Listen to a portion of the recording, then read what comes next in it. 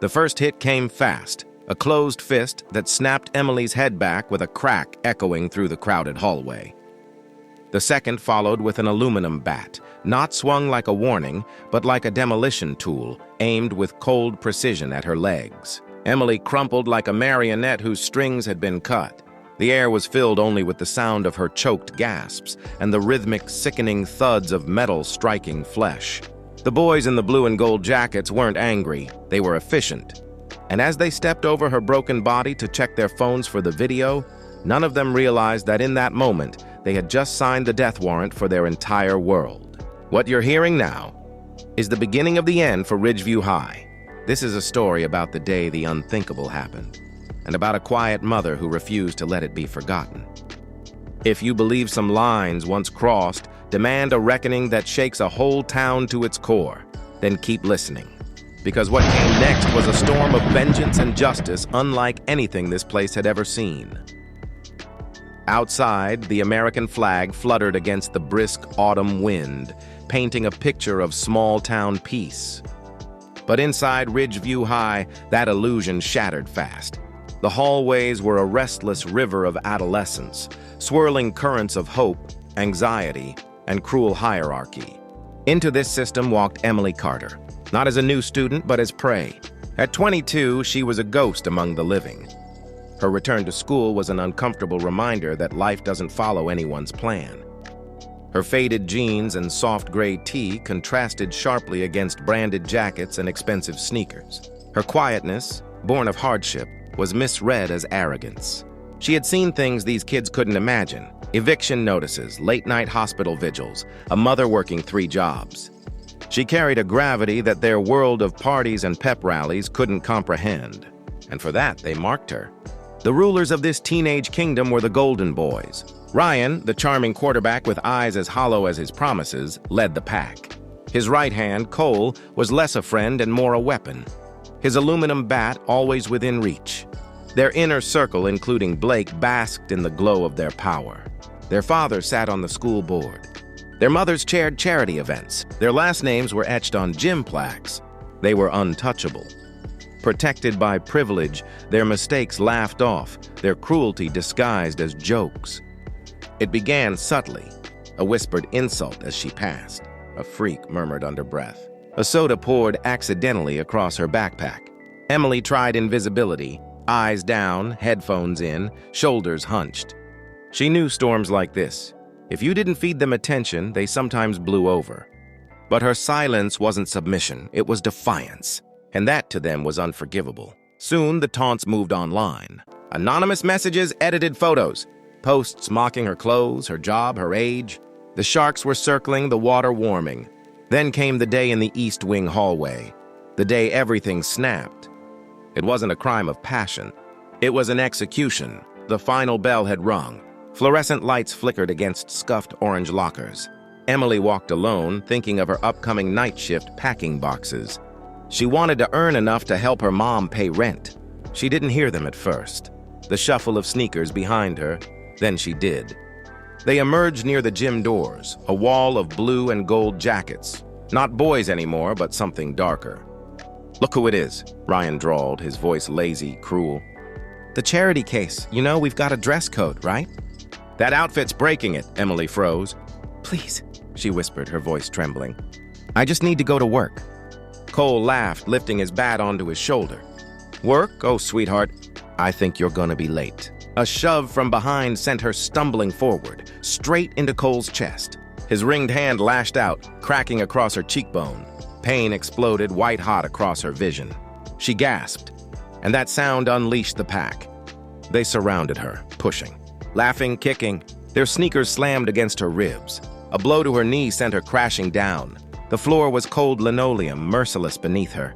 From the ground, Emily looked up through blurry tears, saw Cole standing over her, bat raised high. His face wasn't angry, it was calm, focused, like a craftsman finishing a job. The swing came sideways, straight into her ribs, a crunch. Air fled her lungs in a silent scream. She curled up instinctively, exposing her legs. The next swing came down. The crack of her femur breaking echoed like thunder, then silence. She lay there, breathing shallow, her body broken. Phones hovered above her, recording. And then they were gone. The hallway emptied as quickly as it had filled. The witnesses slipped away, clutching their own safety in silence. Emily lay in a pool of pain and blood under the indifferent glow of the lights. Miles away, her mother, Laura Carter, sat at the kitchen table surrounded by overdue bills. The phone rang. "Mrs. Carter," came the principal's voice. Steady, rehearsed. "There's been a little altercation after school. Emily was involved. We've called an ambulance as a precaution." Precaution. The word meant nothing, not until she burst into the ER and saw her daughter. Emily's face was a swollen mask of bruises, one leg suspended in a web of casts. Her skin pale, her breath shallow. The doctor spoke softly, but each word was a hammer. 3 broken ribs, compound fracture, severe concussion, deep contusions across her body. The force required to break a femur like that. He murmured. That wasn't a fight. That was a weapon. Laura sat, trembling, beside her daughter's bed. She held Emily's cold hand as the girl stirred under sedation and whispered what happened. Every detail, every name. Ryan Cole, Blake. Each name hardened something inside Laura. Grief turned to fury, and fury became something sharper, cold, precise, unstoppable. This wasn't the kind of rage that burned out fast. This was the kind that planned, the kind that waited. The next morning, she went to Ridgeview High. Principal Higgins's office was a museum of excuses, trophies, photos, plaques celebrating mediocrity. He offered coffee and condolences, spoke of reviews, committees, disciplinary measures, likely meaning a few days of suspension. He said the boys were good kids from good families, that this community needs healing. Laura listened. Then she leaned forward. "My daughter," she said, voice steady, "is 22 years old. She has survived things those boys can't imagine. She was not in a fight. She was attacked by a group of privileged cowards who thought they could get away with it because you always let them." She stood. "You're not dealing with a parent anymore, Principal Higgins. You're dealing with a storm." The chaos began quietly, with paperwork. Laura had worked as a legal secretary. She knew systems. More importantly, she knew how to turn them against themselves. Her first stop, the police station. The initial report called it a mutual altercation. She demanded, and under threat of media exposure, a meeting with the police chief. She showed him the hospital photos, the audio a brave student had secretly recorded, the thuds, the laughter, the snap. The chief, a man who golfed with Ryan's father, turned pale. The investigation reopened. The bat was found in Cole's locker. But Laura knew the justice system was slow. Even a conviction wouldn't fix the rot, so she took it public. She went to the Ridgeview Gazette. The editor hesitated. His grandson was on the team. Laura didn't argue. She opened her laptop, showed him Emily's battered face, played the recording. The next day, the story ran front page. Culture of cruelty at Ridgeview High, transfer student beaten, cover-up alleged. The town split in two. Some were horrified. They organized vigils, brought food, sent prayers. Others, the defenders, whispered, "She must have done something. Those boys have bright futures." Online comment sections turned into battlegrounds. Laura read every one. The kind ones gave her strength. The cruel ones, they fed her fire. Phase 1 was done. Phase 2 would burn. She went after the parents. Ryan's father, a property developer, proud of his empire, received her call. She spoke in the language of lawyers: civil damages, lifetime medical care, loss of earnings, punitive costs that would strip his assets clean. She heard the tremor in his voice as realization sank in. Then Cole's mother, queen of the charity circuit, got her call. Laura's tone was almost sweet. "How do you think your ladies' league friends will feel when they find out their chairwoman's son beats girls with baseball bats?" Within hours, the woman's social world imploded, but Laura wasn't done.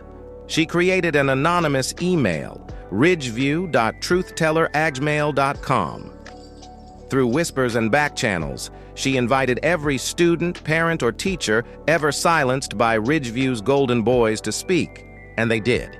Her inbox flooded. Stories of humiliation, threats, violence. A freshman locked in a closet for hours. A girl's science project destroyed for refusing a date. A gay student driven out by slurs. Photos of vandalized cars. Screenshots of threats. It was an avalanche. Years of pain finally finding a voice. Laura compiled everything. Evidence, testimonies, screenshots into a dossier. She was no longer just a grieving mother. She was a commander and she had an army.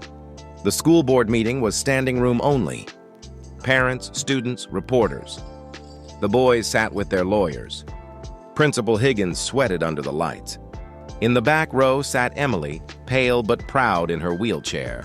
Her presence was a silent indictment. The board president began with scripted words about healing and community. Then Laura stood. She walked to the podium. Her posture straight, her eyes sharp. "For weeks," she began, her voice calm but heavy, "you've been told my daughter was in an incident, that it was a fight, a mistake. But what happened to Emily was not an accident. It was the result of a culture this school built." She plugged in her laptop. The screen flickered to life. "What you're about to see," she said, "is the real Ridgeview High." And for 90 minutes, she tore their world apart.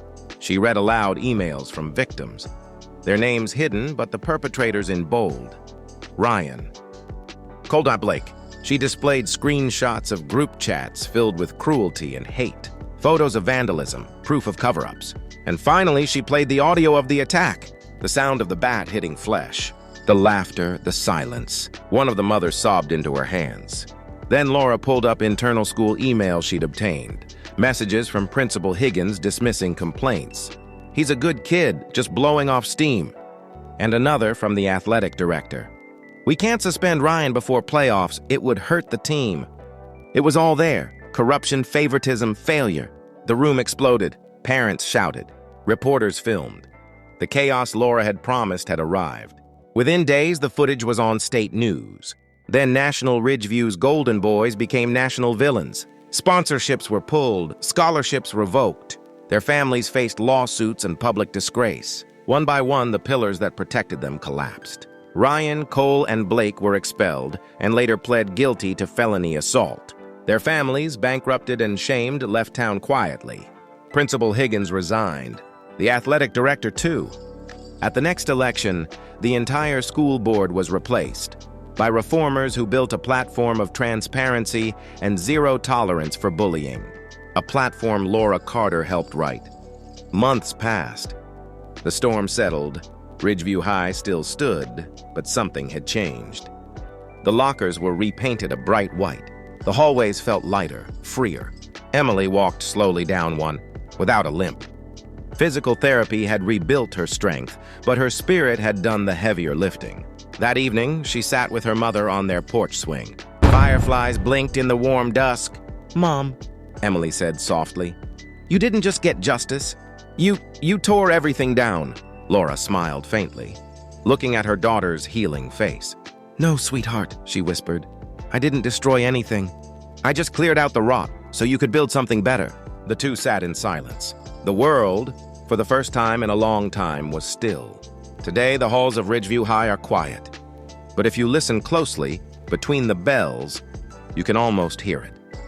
A ghost of a lesson carved deep into its walls. A warning that the most dangerous thing in the world isn't a boy with a bat. It's a mother with nothing left to lose and a cause worth fighting for. And that's the story of Ridgeview's reckoning. A story of pain, courage, and the unstoppable force of a mother's love. Because sometimes justice doesn't whisper, sometimes it roars.